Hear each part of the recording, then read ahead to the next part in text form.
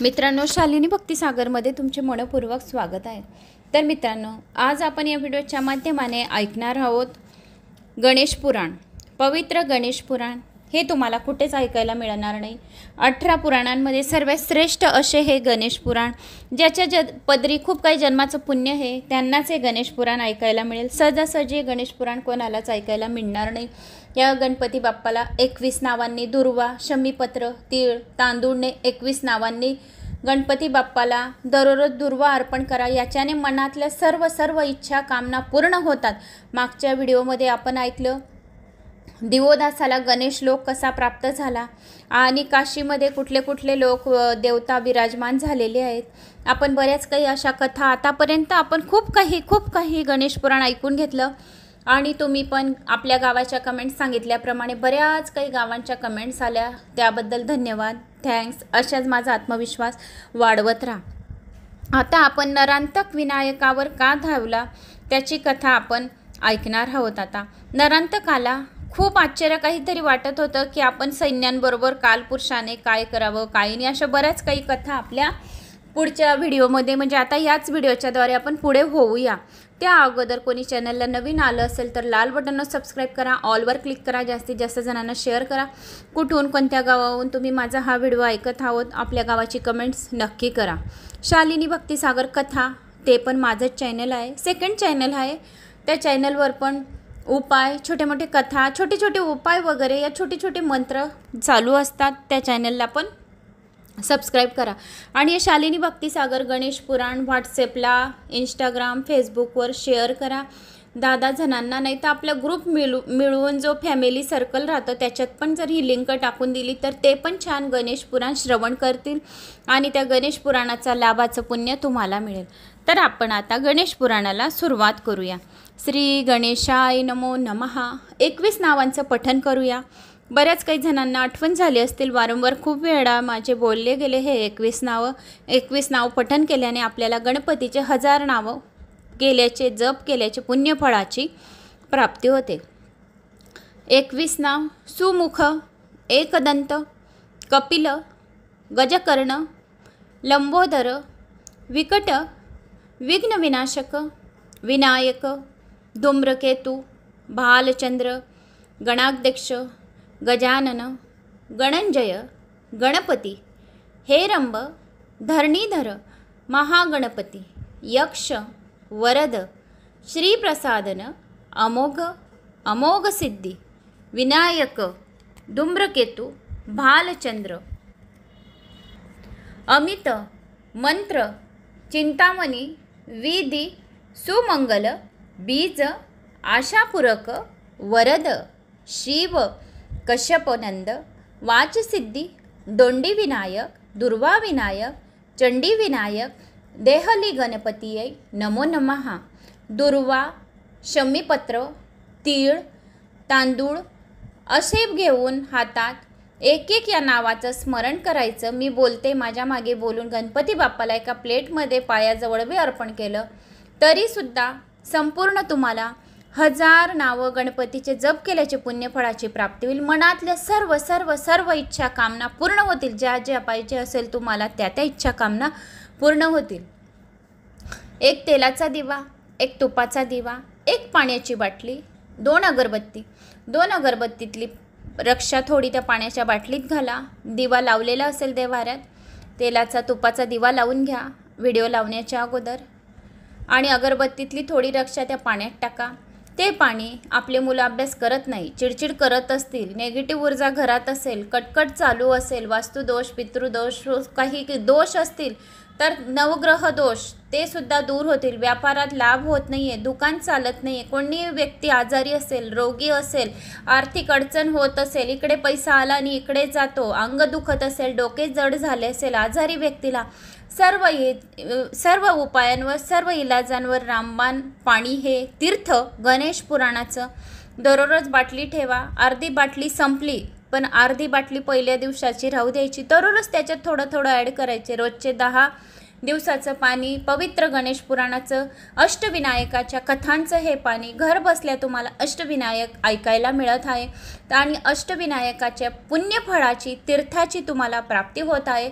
तर ते पाणी दररोज जमा करा एका बाटलीत। 10 दिवसानंतर ती बाटलीचं पाणी एक ठोक जमा केल्यानंतर तुम्ही ती बाटली एका साईडला ठेवा, जिथं गंगाजल ठेवलं असेल लाल कपड्यात गुंडाळून। गंगाजल कधीच उघडे ठेवू नये। उघडे म्हणजेच झाकण बाटली तर लावलीच असेल पण त्याला लाल कपडा तुम्ही गुंडाळला नसणार। गंगाजलावर जर बाटलीवर लाल कपडा जर आपण गुंडाळून ठेवलं तर गंगा मातेचा आशीर्वाद तर राहतोच, त्यासोबत आपल्याबरोबर माता लक्ष्मीचा सुद्धा आशीर्वाद राहतो आणि त्या घरात माता लक्ष्मी अखंड चिरकाल लक्ष्मीची प्राप्ती होते। तर असे या गणेश पुराणाचं पाणी या तुम्ही रक्षात जमा करत असणार तर ते सुद्धा ठेवून द्या। मुलं पेपरला जातील, प्रमोशनला जातील, तर या तुम्ही काही जागा घेताय, जमीन घेताय, मुलगा मुलगीला बघायला जात आहे, ती थोडी रक्षा या हे पाणी पवित्र हातावर घेऊन थोडंसं तोंडात टाकून मग घराबाहेर पडा, म्हणजे तुमची सर्व कामं निर्विघ्नपणे पार पडतील। गणपती बाप्पा हे सर्व संकटांचे आणि सर्व विघ्नांचे नाश करणारे आहे, बुद्धीचे देवता आहेत, म्हणून त्या गणपती बाप्पाचं स्मरण अर्चन करून घराबाहेर कोणत्याही कामाला सुरुवात करावी। ते काम छोटे असो वा मोठे असो, प्रत्येक कामाची सुरुवात होण्याच्या अगोदर गणपती बाप्पाचे असे स्मरण करूनही जायचे। तर आता आपण नरांतक विनायकावर का धावला अशा छोट्या छोट्या कथा आहेत, पण मी अध्याय 1 या अध्याय 2 असं काही बोलत नाही, कथा डायरेक्ट चालू राहतात माझ्या। असं बोललो तर मध्येच मग आपला खूप वेळ जाईल आणि कथा समजायला आपल्याला खूप टाईम लागेल। तर संक्षिप्त गणेश पुराण ज्यांनी हे पुरे अष्टविनायकांची कथा ज्यांनी ऐकल्याच नसतील आणि ऐकल्या बी असतील तरी पण संक्षिप्त गणेश पुराण नंतर 2-3 व्हिडिओ 3-3 तासाचे येऊन जातील, म्हणजे कंटिन्यू तुम्हाला 9 तासात गणेश पुराण श्रवण करायला कंटिन्यू मिळून जाईल, ते पण व्हिडिओ येतील एक ठोक। तर अगोदर आपण या अष्टविनायकाच्या कथेला आता सुरुवात करूया। नरांतकाला खूप आश्चर्य वाटले, कारण त्याच्या सैन्याबरोबर त्या कालपुरुषाने गिळलेला राजा मोहदकटाच्या पोटातून बाहेर आला आणि मोहदकट हा खरोखरच परमात्मा आहे याची त्याला खात्री पडली। तरी पण त्याने एक मोठी आरोळी ठोकली आणि गणेशाला धरायला गेला। त्यावेळी राजा त्याच्याजवळ उभा होता। राजाने धनुष्य रोखून त्याच्यावर एक बाण सोडला। तो बाण नरांतकाने उडी मारून पकडला। हे पाहून विनायकाने आपल्या हातातील परशूचा घाव नरांतकावर घातला। तो बेशुद्ध पडला, परंतु लगेच धावत झाला। नगराच्या बाहेर येऊन त्याने आपल्या मायेने प्रचंड महाकाय रूप घेऊन मोठमोठ्या झाडांचा दगडाचा वर्षाव करण्याचा सपाटा लावला, परंतु तो आघात येण्यापूर्वीच त्याने आपल्या परशूने त्या पाषाण वृक्षाचा छेद केला। तरी तो राक्षस त्याच्यावर दगडाचा मारा करू लागला। तेवढ्यात आकाशातून एक बाणांनी भरलेला भाता येऊन गणेशासमोर पडला। तो उचलून त्याने एक बाण नरांतकाला मारला। तेव्हा तो बाण अग्निवर्षाव करत आला व त्याने दोन्ही हात जोडले। त्यातला एक हात स्वर्गात देवांतकाच्या दारात येऊन पडला, दुसरा त्याचे वडील रौद्रकेतू याच्या दारात पडला। त्याला पुन्हा दुसरे हात येऊन तो विनायकाबरोबर मोठा जबडा करून त्याच्यावर धावला। नरांतकाला मोहदकट म्हणाला, तू खूप मोठा पराक्रमी वीर आहेस, तुझ्या इतका पराक्रमी वीर मी आजपर्यंत पाहिला नाही। तू तुझा पराक्रम दाखवलास, आता तू माझा पराक्रम बघ। असे म्हणून त्याने एक बाण त्याच्यावर सोडला। तेव्हा आकाशात सगळीकडे दिव्य प्रकाश पडला। त्या बाणाने त्या राक्षसाचे दोन्ही पाय तोडले। मोहदकटाने पुन्हा एक बाण सोडला। पर्वताच्या शिखरावर व्रज पडावे त्याप्रमाणे तो बाण त्या दैत्याच्या कंठभागावर जाऊन आदळला। त्या बाणाने नरांतकाचे शिर तुटून पक्षाप्रमाणे आकाशात उडून गेले व रौद्रकेतूच्या दारात जाऊन पडले। पण चमत्कार असा झाला की नरांतकाचे मस्तक कितीही वेळा छेदले तरी त्या ठिकाणी नवीन दुसरे येत नाही। हे पाहून विनायकाला काळजी वाटली। त्याने नरांतकाला आपल्या मायेने मोहित केले। त्यावेळी त्याची अवस्था वेड्यासारखी झाली होती।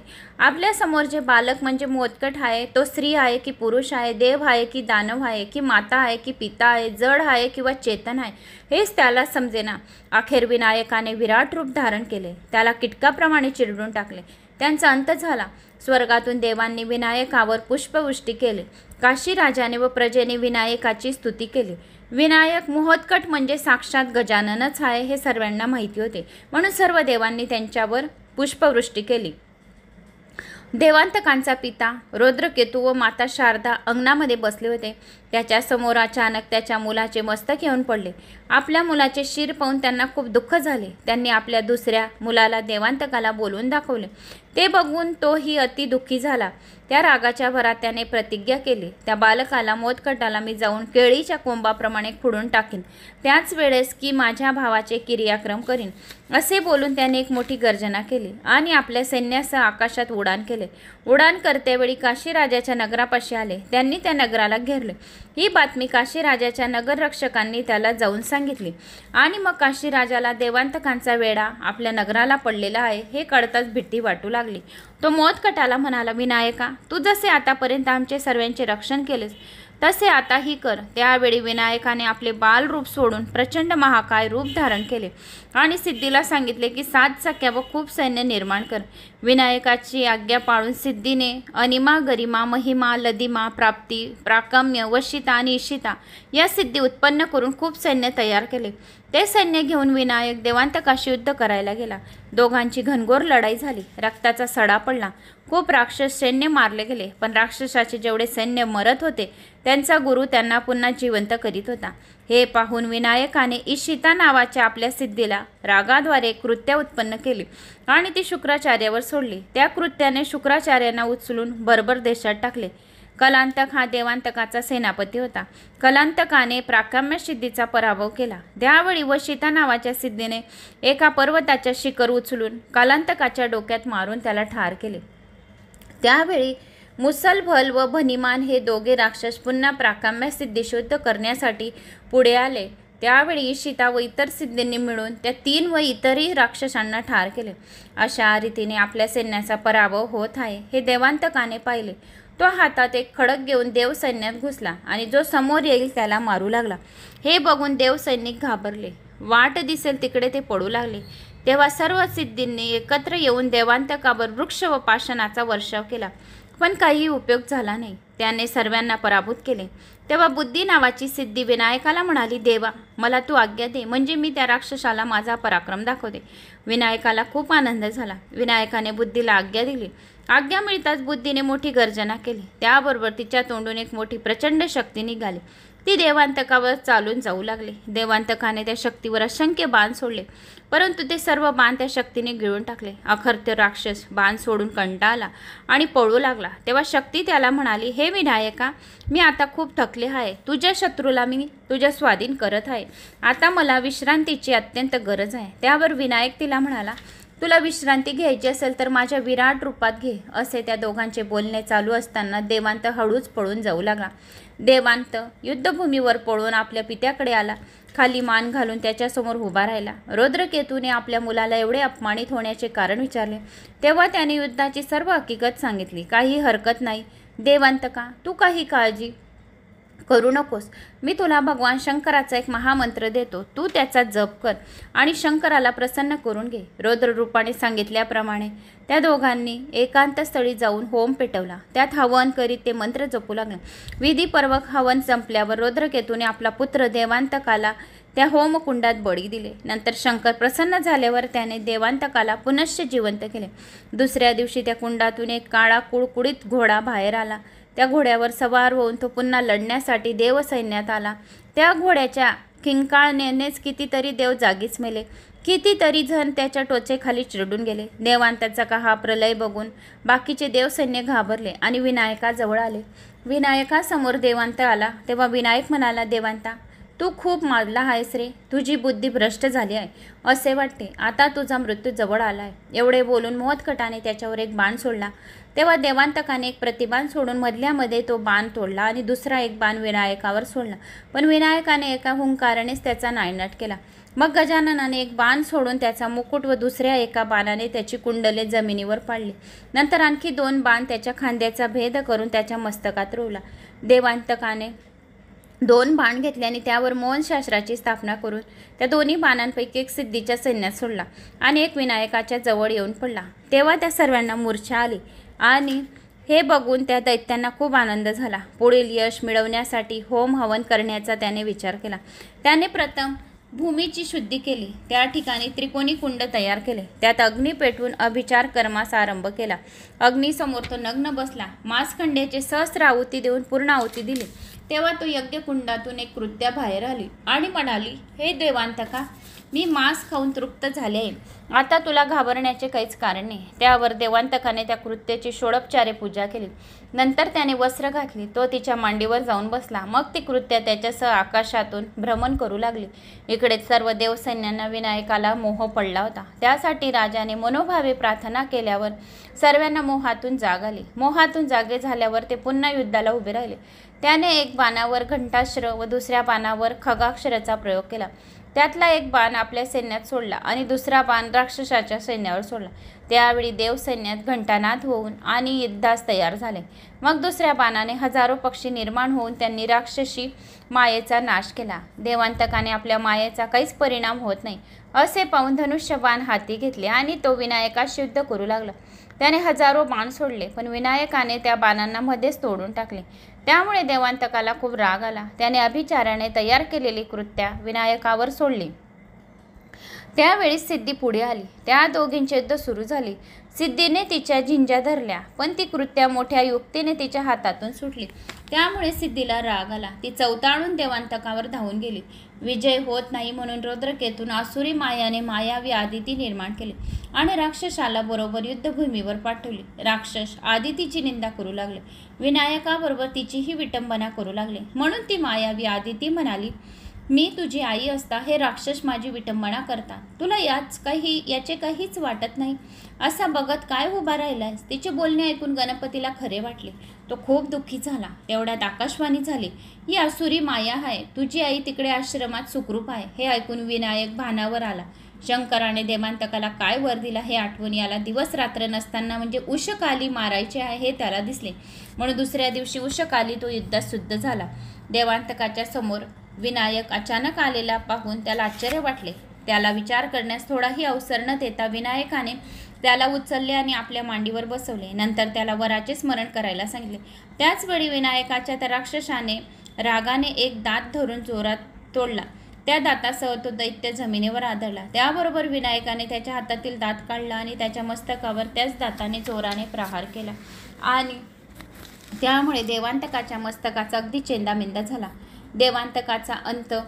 त्याचवेळी त्याच्या शरीरातून एक दिव्य ज्योत निघाली होती. विनायकाच्या शरीरात विलीन झाली. विनायकावर सर्व देवांनी पुष्पवृष्टी केली. आपल्या संकटाचे निवारण झालेले पाहून देवांनी विनायकाला उपेंद्र ही पदवी दिली. ऋषी मुनींनी त्यांना दंडवत घालून धरणीधर असे नाव दिले. पृथ्वीवरील राजांनी त्यांचे पूजन करून त्याला ऋषिकेश हे नाव दिले. विनायकाने राक्षसांचा संहार करण्यासाठी जे विराट रूप धारण केले होते त्याचा त्याग केला आणि पुन्हा तो बालरूपी मोहत्कट झाला. त्यावेळी राजाने त्याला प्रेमाने मिठी मारली. काशी राजा राजसभेत बसला असता आपल्या प्रधानांना म्हणाला, माझ्या मुलांच्या लग्नासाठी मोहत्कटाला आणले आहे, परंतु आपल्यावर अनेक संकट आली. ती या बालकरूपी मोहत्कटाने निवारली. आता आपल्याला कोणत्याही संकटाची भीती राहिली नाहीये. आता राजपुत्राचा विवाह लवकर उरकून टाकला पाहिजे. तेव्हा प्रधान म्हणाला, माया महाराजाचे म्हणणे बरोबर आहे. राजपुत्राचा विवाह सोहळा लवकरच उरकला पाहिजे. मग सर्वजण तयारीला लागले. राजपुत्राच्या विवाहाची पूर्ण तयारी झाली. सर्व राजे महाराजे बोलावून शुभ मुहूर्तावर सर्वांच्या शुभ आशीर्वादाने राजकुमाराचा विवाह पार पडला. राजाने सुग्रास भोजनाचा बेत करून विनायकाला वस्त्रंकार देऊन त्याचा सत्कार केला. नंतर मोहत्कट सुवर्ण रथात बसून कश्यपाच्या आश्रमाकडे जाण्यास निघाला. सर्व प्रजा त्याच्या भोवती जमा होऊन शोक करू लागली. सर्वजण आमच्या राज्यात राहा असे त्याला विनवू लागले. मोहत्कटाने त्यांना योग्य प्रकारे समजावले आणि तो आश्रमाकडे जायला निघाला. कश्यपाला व आदितीला राजाच्या दूतांनी येऊन सांगितले की तुमचा मुलगा आश्रमाकडे येत आहे. ते दोघंही घाईघाईने त्याला पाहण्यासाठी बाहेर आले. त्यांना बघताच विनायकाने रथातून उडी मारली आणि धावत जाऊन आईला नमस्कार केला. मग काशी राजा म्हणाला, तुमच्या मुलाला मी खूप दिवस ठेवून घेतले म्हणून माझ्यावर राग धरू नका. त्यानंतर राजधानीत झालेला सर्व प्रकार त्याने आदिती व कश्यपाला सांगितला. तेव्हा आदितीने आश्रमात जाऊन दही भात आणून मोहत्कटावर ओवाळून टाकला. राजा व मोहत्कट आश्रमात आले. राजाने थोडे दिवस कश्यपाचा पाहुणचार घेतला आणि तो आपल्या राजधानीकडे निघाला. नंतर खूप वर्षांनी विनायकाने कश्यप व आदितीकडे निजधामात जाण्याची परवानगी मागितली. त्या दोघांना खूप वाईट वाटले. आपल्या पुत्रविरहाचे दुःख देऊ नको असे म्हणून तो शोक करू लागले. मोहत्कट म्हणाला, तुम्हाला जेव्हा जेव्हा माझी आठवण होईल तेव्हा तेव्हा मी तुमच्या समोर उपस्थित होईल. असे बोलून क्षणात विनायक गुप्त झाला. नंतर त्या ठिकाणी कश्यपाने विनायकाचे मोठे मंदिर बांधले. ज्यावेळी त्यांना विनायकाची आठवण होती त्यावेळी विनायक त्या मूर्तीत प्रकट होते. त्यांना दर्शन देत व्यासांना ब्रह्मदेव म्हणाले, आता विनायकाने भगवान शंकराकडे अवतार घेऊन ज्या लीला केल्या त्या तुला सांगणार आहे. सिंधू राक्षसाच्या वधासाठी त्रेतायुगात गजाननाने शंकराच्या घरी अवतार घेतला. तेथील बाललीलाच्या कथा. पूर्वी मिथिली देशातील गंडकी नगरामध्ये चक्रपाणी नावाचा राजा होता. तो महाविष्णू भक्त होता. त्याची पत्नी महापतिव्रता होती. तिचे नाव उग्र. त्यांना मूलबाळ नव्हते. संतती प्राप्तीसाठी राजाने खूप उपाय करूनही काही उपयोग झाला नाही. राजाने एक दिवस सर्वांना बोलवले. राजा म्हणाला, आम्हाला पुत्र नसल्यामुळे आम्ही हे राज्य तुमच्या हवाले करून जंगलात तपश्चर्यासाठी जात आहोत.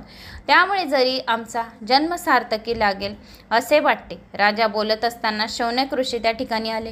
राजाने त्यांना आसनावर बसवले. त्यांची आदराने पूजा केली. शौनक ऋषी राजावर प्रसन्न झाले. ते म्हणाले, हे राजन, तुला मुलगा नाही म्हणून तू दुःखी आहेस, पण आता दुःख विसर. माझ्या आशीर्वादाने तुला एक चांगला पुत्र प्राप्त होईल. शौनक ऋषींचे बोलणे ऐकून राजावर आणि दोघांना खूप आनंद झाला. ऋषीला नमस्कार करून त्यांनी पुत्रप्राप्तीचा उपाय विचारला. तेव्हा शौनक ऋषी त्याला उपाय सांगू लागले. रथसप्तमीपासून 1 महिनाभर तुम्ही सूर्याची उपासना करा. ज्यांना मूलबाळ नाही त्यांनी रथसप्तमीपासून 1 महिना सूर्याची उपासना करावी. उपासना कराल तेव्हा सुरुवातीला पुण्यवाचन, नांदीश्राद्ध, गणेश पूजन करून ब्राह्मणांचा आशीर्वाद घ्यावा.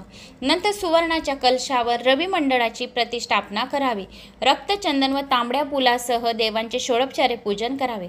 नंतर सूर्यदेवतेस 12 प्रदक्षिणा घालाव्या. 12 वेळा नमस्कार घालून प्रार्थना करावी. मनातली इच्छा सांगावी आणि ओम गृणीताय नमः या मंत्राचा किमान 1001 वेळा जप करावा.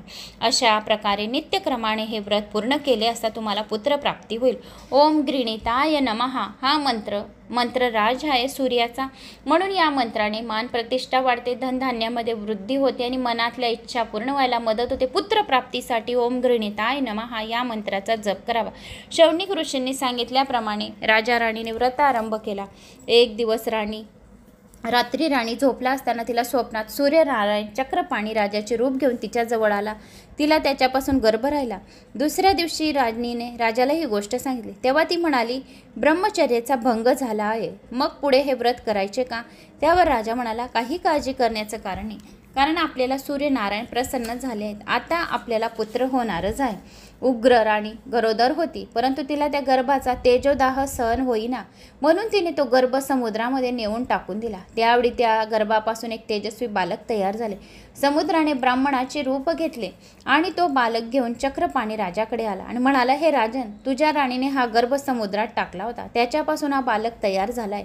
हा तुझा पुत्र आहे, तेव्हा याचा तू स्वीकार कर. तो मुलगा समुद्रापासून झाला म्हणून राजाने त्याचे नाव सिंधू ठेवले. त्याचे सर्व जात कर्म संस्कार केले. राजा राणीने लाडाने त्याचे नाव रत्नांग ठेवले. तसेच त्या उग्राच्या पोटी जन्माला आला म्हणून त्याला उग्रेशन असे नाव ठेवले. विप्राकृपामुळे मिळाल्यामुळे त्याचं नाव विप्रप्रसादन असे म्हणत असे. राजपुत्र हळूहळू वाढत होता. तो मोठा झाल्यावर एक दिवस आई वडिलांना म्हणाला, मला तपश्चर्येला जायचे आहे, तेव्हा आपण मला जाण्याची परवानगी द्या. तपश्चर्येने मी त्रैलोक्य जिंकणार आहे.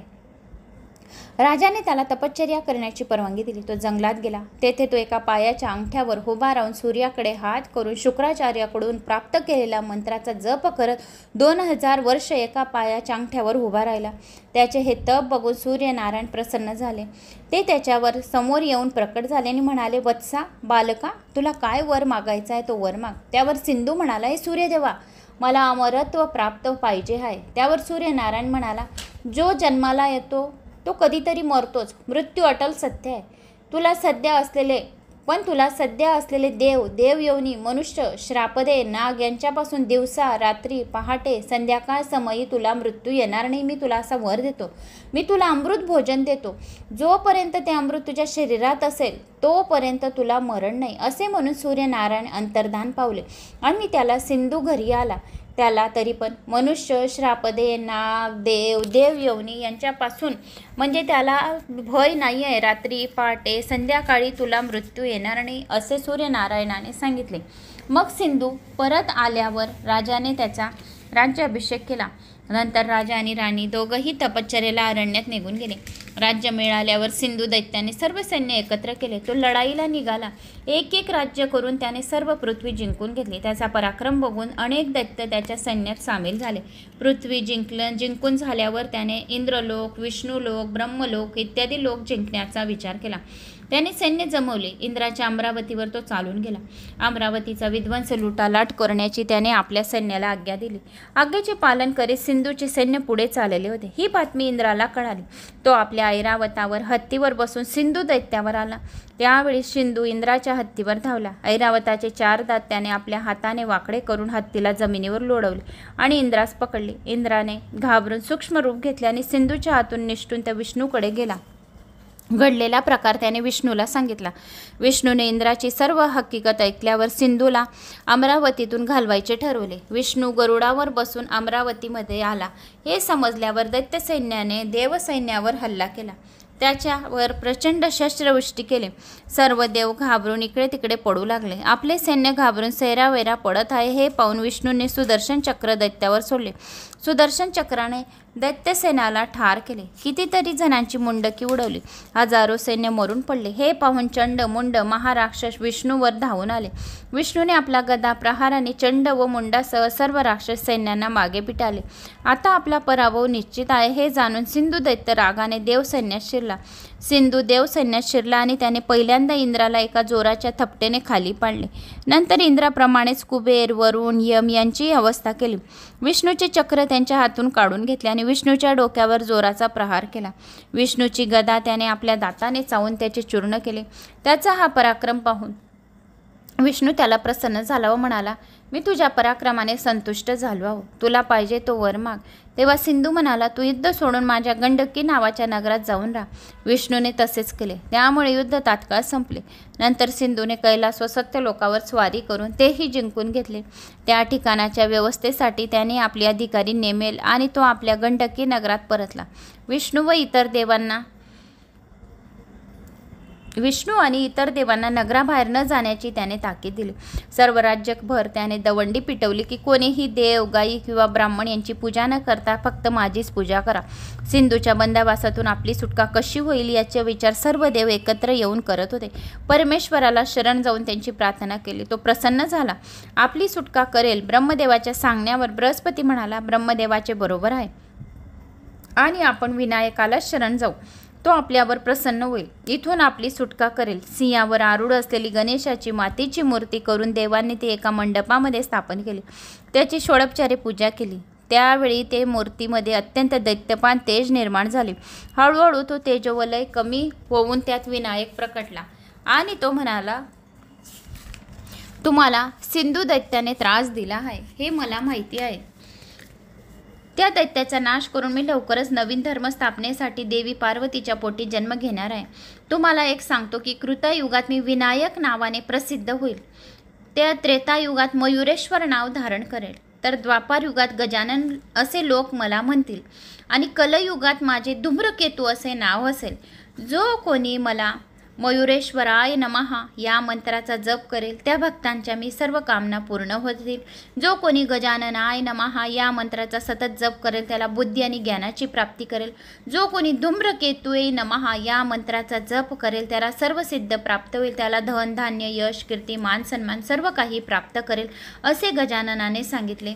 व त्यानंतर गजानन गुप्त झाले. मग कैलास पर्वताचा त्याग करून भगवान शंकर ऋषी मुनी आणि पार्वतीसह मेरू पर्वतावर राहत होते. एक दिवस पार्वती शंकराला म्हणाली, हे महादेवा, आपण सर्व देवांमध्ये श्रेष्ठ असल्याने तुम्हाला सर्वजण महादेव म्हणतात. मग आपण सतत कोणाची भक्ती करतात ते मला सांगा. त्यावर शंकर म्हणाले, प्रिये, हा तुझा प्रश्न लोकांचे कल्याण करणाराच आहे. सत्व, रज आणि तम या 3 गुणांना जो आपल्या स्वाधीन ठेवतो त्याला गणेश असे म्हणतात. त्या परब्रह्म परमात्म्याचे मी ध्यान करतो. तूही एकनिष्ठेने त्याचे ध्यान कर. त्याच्या प्राप्तीचा एकाक्षर मंत्र मी तुला सांगतो. 1 वर्ष एकाग्र चित्ताने तू या मंत्राचा जप कर. म्हणजे तुला त्या स्वरूपाचे अर्थपूर्ण ज्ञान होईल आणि गजानन तुझ्यावर प्रसन्न होईल. असे सांगून भगवान शंकरांनी देवी पार्वतीला एकाक्षर मंत्राचा उपदेश केला. जो कोणी ओम गम गणपते नमः हा मंत्र देवी पार्वतीला दिला, जो कोणी हा एकाक्षर मंत्र ओम गम गणपते नमः सर्व सिद्धीसाठी जप करेल त्याला सर्व इच्छा पूर्ण होतील असे शंकराने पार्वतीला सांगितले. मग देवी पार्वती तपश्चर्या करण्यासाठी मेरू पर्वतावर गेली आणि ओम गम गणपते नमः ओम गम गणपते नमः असा जप करत करत पार्वतीने तप केल्यानंतर श्री गणेश प्रसन्न तिला झाले. खूप वर्षापर्यंत त्यांनी हा एकाक्षर मंत्राचा जप केला. त्यानंतर गणेशाने तिला दर्शन दिले आणि म्हणाला, वर माग देवी. पार्वतीने त्याला नमस्कार केला आणि म्हणाली, देवा तू माझ्या पोटी जन्म घ्यावा असा आणि माझा मुलगा व्हावा अशी माझी इच्छा आहे. तेव्हा श्री गणेशांनी तथास्तु म्हटले आणि अंतर्धान पावले. वर प्राप्ती होताच देवी पार्वती तपश्चर्या संपून शंकराकडे गेली. तिने गणेशाकडून मिळालेल्या वराचं त्याने कथन केलं. तेव्हा शंकर म्हणाले, हे पार्वती, आता तुझ्या पोटी परमात्मा साक्षात गणेश जन्माला येणार आहे आणि जन्म घेणार आहे. तो दुष्टांचा नाश करणार आहे आणि पृथ्वीवरचा भार हलका करणार आहे. गणेशाने वराने पार्वती संतुष्ट झाली. तिने भाद्रपद शुद्ध चतुर्थीला गणेश प्रतिमा मातृकेची मूर्ती बनवली आणि तिची विधियुक्त पूजा केली. एवढ्यात ती मूर्ती सजीव होऊन बोलू लागली. पार्वती, तू दिवस रात्र ओम गम गणपते नमा या मंत्राचं चिंतन केले. ते मीच आहे, तो गुणांचा ईश मीच आहे, परमपुरुष परमात्मा मीच आहे. आज तुझ्यापुढे प्रकट झालो आहे. सिंधू दैत्यांचा शेवट करण्यासाठी मी अवतार घेतला आहे. इतके बोलून गणेशाने बालरूप धारण केले आणि लहान मुलासारखा रडू लागला. त्याचवेळी पार्वतीचे मातृत्व भावना दाटून तिला पाणा फुटला आणि तिने बाळाला हृदयाशी धरून स्तनपान करवले. पार्वतीचा मुलगा झाला म्हणून महादेवाला खूप आनंद झाला. त्याने खूप मोठा सोहळा केला. थोर ऋषी मुनींना पाचारण केले. त्यांच्याकडून मुलांचे जातकर्मादी विधी केले. ज्योतिषांनी कुंडली मांडून शुभग्रह कथन केले. ज्योतिषाने भाद्रपद शुद्ध चतुर्थी, सोमवार, स्वाती नक्षत्र, सिंह लग्न, 5 ग्रह शुभ अशी शुभ वेळ सांगितली. हे बालक महापराक्रमी होईल असे जन्म सांगितले. देवांनी त्या बालकाचे नाव गणेश असे ठेवले. ओम गणेशाय नमः असा जो कोणी जप करेल त्याचा सर्व संकटांचा नाश होईल, विघ्नांचा नाश होईल आणि त्याचे सर्व कार्य सफल होतील असे देवांनी सांगितले. आणि सर्व कार्यारंभी म्हणजे कुठल्याही कामाला सुरुवात होण्याच्या पहिली जो कोणी गणेशाचे नामस्मरण करेल, श्री गणेशाय नमः, त्याचे कार्य निर्विघ्नपणे पार पाडेल असे सांगितले. आणि सर्व कार्यारंभी कार्य निर्विघ्न होण्यासाठी गणेश नावाचे स्मरण करावे असा आशीर्वाद शंकराने गणेश नावाला दिला. आणि गणेशाला सांगितले आणि सर्वांना सांगितले की जो कोणी सर्वप्रथम गणेशाचे नामस्मरण करेल त्याचे सर्व कार्य सिद्धी राहील असे सांगितले. नंतर थोर ऋषीमुनी आश्रमी परतले. पार्वतीकडे अवतार घेतल्यानंतर सिंधू नावाचा नगरीत आकाशवाणी झाली. हे सिंधू, तुला ठार मारण्यासाठी गजाननाने महादेवाकडे जन्म घेतला. ही आकाशवाणी ऐकून सिंधू राजाने आपले बलाढ्य राक्षस मेरू पर्वतावर गणेशाचा वध करण्यासाठी पाठवले. हिमालयास नातवाचे मुख पाहायचे होते. त्याला खूप आनंद झाला हिमालयाला, म्हणून तो आपल्या लेकीकडे पार्वतीकडे भेटण्यासाठी मेरू पर्वतावर आला. तेथे आश्रमात त्यांनी गणेशाला सुवर्ण अलंकार भेट दिले. त्याचे नाव हेरंब ठेवले त्याच्या बाबांनी म्हणजेच हिमालयाने. आणि एकदा गणेश बाळ अंगणात खेळत होते, बागडत होते आणि तेवढ्यात आकाशातील पक्ष्यांनी झडप घातली. तेव्हा गणेशाने त्याची चोच पकडून ठेवली. थोड्या वेळाने तो पक्षी गतप्राण झाला. त्या पक्ष्यांबरोबर खरे तर गणेशसुद्धा पडला होता, पण त्याला इजा झाली नाही. उलट त्या पक्ष्यांच्या मजबूत छातीवर खेळू लागला. एके दिवशी गणेशाला पार्वतीने पाळण्यात निजवले असता 2 दैत्य त्याला ठार मारण्यासाठी शेम आणि कोकशेम उंदराच्या रूपात जवळ आले आणि गणेशाच्या चावा घेऊ लागले. तेव्हा गणेशाने हाताच्या बुक्क्याने प्रहार केला. त्याचा प्राण घेतला. लगेच त्याचे रूपांतर 2 महाभयंकर राक्षसाच्या प्रेतामध्ये झाले. आणि एकदा दुपारच्या वेळी पार्वती गणेशाला पुढ्यात घेऊन झोपली होती. तेव्हा तेवढ्यात क्रूर नावाचा राक्षस मांजराचे रूप घेऊन गणेशाची मानकूट पकडली. तेव्हा गणेशाने पायाने त्याला मारले. असे गणेशाने भयंकर राक्षसांचा वध केला. लहानपणीच त्यांनी खूप काही चमत्कार गणेशाने केले. अशा अनेक राक्षसांचा गणेशाने वध केला. आणि गणेशाने सिंधू राक्षसाचा वध करण्यासाठीच पार्वतीच्या पोटी जन्म घेतलेला होता. तर असे बऱ्याच काही राक्षसांचा त्यांनी वध केला आणि पृथ्वीवरचा भार हलका केला. या गणेश पुराणातील बालक्रीडामधल्या या कथा होत्या. आता गौतम ऋषीचे क्षीरपात्र कसे पळवले. एकदा बाल गजानन त्यांचे मित्र बराच वेळ बागेत चेंडूचा खेळ खेळत होते. खेळता खेळता गणेश आपल्या मित्रांना म्हणालो, गड्यांनो, आता आपण खेळून खेळून दमलो आहे. मी तुम्हाला काहीतरी गोड खायला देतो. असे बोलून त्या मुलांसह गौतम मुनीच्या आश्रमात आले. तेथे भाताच्या खिरीचे भांडे होते. त्यातील खीर गणेशाने आपल्या मित्रांना वाटली. थोड्याच वेळाने गणेशाने केलेला उद्धव गौतम वाईल याच्या लक्षात आला. त्यांनी गणेशाला धरून पार्वती समोर नेले. आश्रमातील खीर याने चोरून खाल्ली अशी तक्रार केली. तेव्हा पार्वतीने त्याच्या समक्ष गणेशाला चांगले चोपले, हातपाय बांधून खोलीत कोंडून दिले. थोड्या वेळाने परत अंगणात आली तर गणेश तिला त्या मुलांबरोबर खेळत असलेला दिसला. तिने रागाने पळत जाऊन त्याला परत पकडले आणि त्याला म्हणाले, मी तुझा गणेश नाही. हे ऐकल्यावर ती तशीच घरात खोलीत गेली. दार उघडते तर काय गणेश तेथेच रस्सीला बांधलेला अवस्थेत दिसला. त्याबरोबर तिला प्रेम पाना सुटला. तिने त्याला ते रस्सी सोडून स्तन पानास आपल्या मांडीवर घेतले. अशा बरेच काही या बाललीला या सांगितल्या. तर जशा कृष्णाच्या बाललीला होत्या तशा या गजाननाच्या या बाललीला या बालक्रीडेमध्ये सांगितल्या गेलेल्या आहेत. तर आता गणेशाला विष्णू आणि गणेश एकच आहे. तर मयुरेशपुरातील एक गोष्ट आहे की पार्वतीकडे एक अतिथी आला होता. विश्वदेव त्यांचे नाव, आणि पार्वतीने त्याला नमस्कार केला आणि त्याला भोजनाला बसवले. इतक्यात त्याच्या लक्षात आले की आपण विष्णू तीर्थाचे दर्शन घेतले नाही. तो तसाच पानावरून बसून राहिला. गणेशाने विष्णूचे रूप घेतले, त्याला दर्शन दिले. भोजन झाल्यावर विश्वदेवाला त्याच्या मनातील भेदाभेद वृत्ती जाणण्यासाठी एका बालकाची गणेशाने गोष्ट सांगितली. एका मुलाने मातीची गणेश मूर्ती करून तिला माती दगडाचा नैवेद्य दाखवला. तो नैवेद्य खाण्याची विनंती केली. त्या मुलाचा भक्तिभाव श्रद्धा पाहून मातीची मूर्ती जिवंत झाली आणि माती दगडाच्या नैवेद्याचे खरे लाडू आणि मोदकमध्ये रूपांतर झाले. गजाननाने तो नैवेद्य खाल्ला. त्याचवेळी विश्वदेवाला गणेशाची जागी ही गोष्ट सांगत असताना कधी विष्णू तर कधी गणपती दिसू लागले. मात्र त्याची खात्री पटली की विष्णू आणि गणेश एकच आहेत असे त्याला खात्री पटली.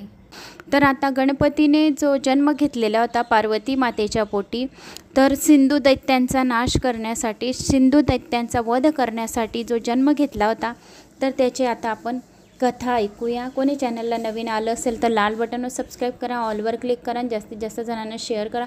कुठून कोणत्या गावाहून तुम्ही माझा हा व्हिडिओ ऐकत आहोत आपल्या गावाची कमेंट्स नक्की करा.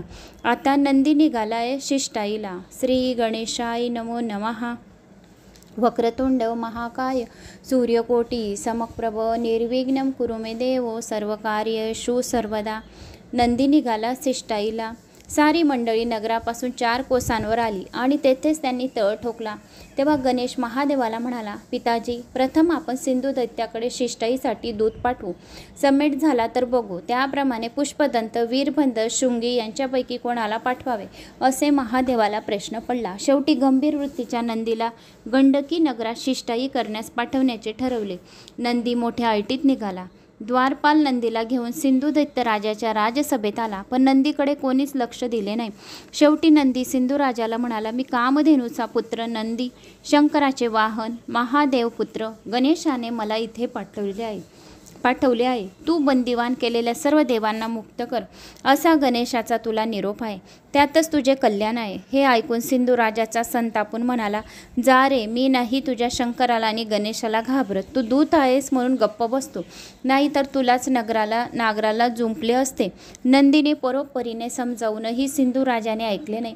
शेवटी नंदीने नुसते आपल्या श्वासावासाने सिंधू राजाला सिंहासनावरून पाडले आणि तो परतला. त्याच्या शिष्टाईचा उपयोग झाला नाही. युद्धाची तयारी सुरू झाली. दुसऱ्या दिवशी पुष्पदंत, भृतराज, भृंगी, वीरभद्र आणि नंदी आपल्या सैन्यासह नगराशी आले. सिंधू राजाकडून राक्षस आले. दोघांमध्ये तुंबळ युद्ध झाले. शेवटी शिवगणांनी सर्व राक्षसाचा पराभव केला. आपल्या सैन्याचा पराभव झालेला पाहून सिंधू राजा स्वतः घोड्यावर बसून युद्धभूमीवर आला. सिंधू राजा येताच गणेशही आपल्या मयुरावर बसून अयोध्या हातात घेऊन आला. शंकर नंदीवर स्वार झाला. परत अगणित गण युद्धासाठी तयार झाले. नंदीने चपळाईने करून सिंधू राजाच्या घोड्याच्या पोटात आपली शिंगे खुपसली. सिंधू राजाचे सैन्य पळू लागले. तेव्हा सिंधूने त्याची निर्वत्सना केली. ती ऐकून कौस्तुभ आणि मैत्र हे दोघे प्रधान जिद्दीने पुढे होऊन युद्ध करू लागले. पण वीरभद्र आणि कार्तिकेय यांनी आपल्या पराक्रमाने त्यांना पराभूत केले. तरीही सिंधूचा चेव कायम होता. सिंधूबरोबर गंधासूर, मदनासूर, शार्दूल, महाकाय, वीरध्वज अशा 7 योद्ध्यांनी सप्तव्यूह रचला. पण सप्त शिवगणांनी त्यांचा भेद केला. घनघोर शस्त्र अस्त्रांश युद्ध झाले. शेवटी गणांचा विजय झाला. सर्वांनी गणेशाचा जय जयकार केला आणि मग सिंधूने युद्धभूमीतून पळ काढला. आपल्या सैन्याची दशा पाहून सिंधू त्वेषाने देव सैन्यात लढू लागला.